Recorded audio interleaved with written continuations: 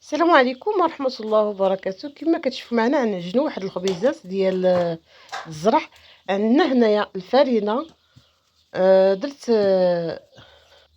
الفرينه ديال الزرع والنخاله ديالها، وكنزيد عليها شويه ديال الطحين ديال الشعير كيكون مطحون مزيان.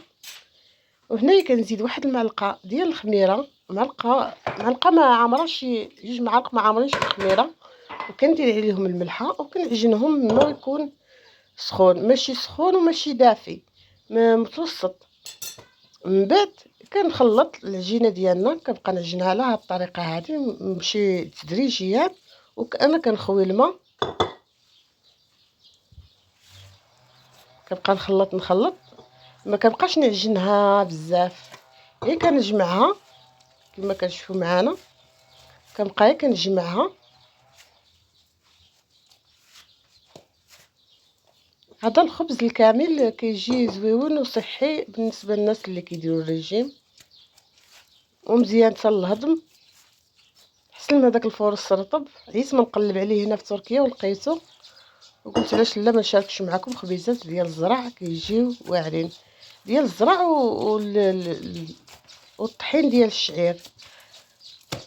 خلطت 3 المكونات، وهنا كنبقى نجمعها وندير شويه د الماء باش ما تجيني جاريه، ما تجيني قاصحه، ونخلطهم مزيان كما كتشوفوا معايا. كنبقى نجمعها على الطريقه. هنايا كنخليها، كندير لها واحد البلاصتيكه وكنخليها تخمر.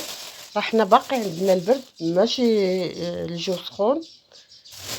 كنخليها على واحد الجانب، كنخليها واحد الساعه د المكانه على ما كتخمر لنا. كما كتشوفوا معايا راه طلعات.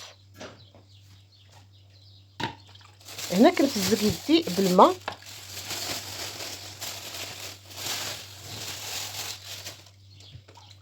وكنكورها كويرات صغارين على حسب الخبيزات الصغارين غادي ندير.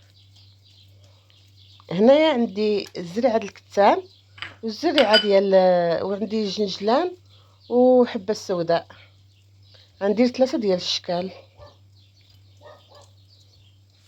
كنفزق يدي بالماء وكنبقى بهذه الطريقه ماشيه حتى كنساليهم.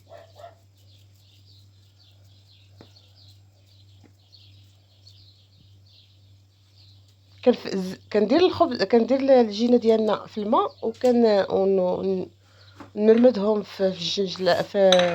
عندنا الجنجلان كما قلت لكم، وزرعه الكتان والحبه السوداء.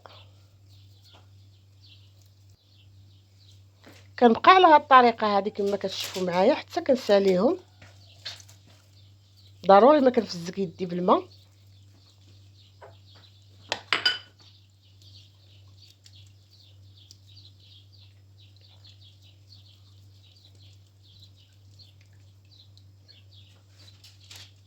من بعد ما كنساليهم كما كتشوفوا معايا، درت 2 لاطات، ودرت لاطه فيها 5، ولاطه صغيره فيها 3 غير صغيورين.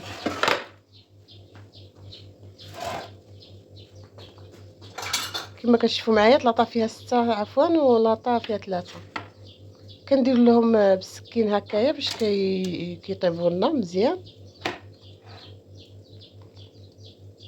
كيجيو مفشفشين وواعرين وزوينين.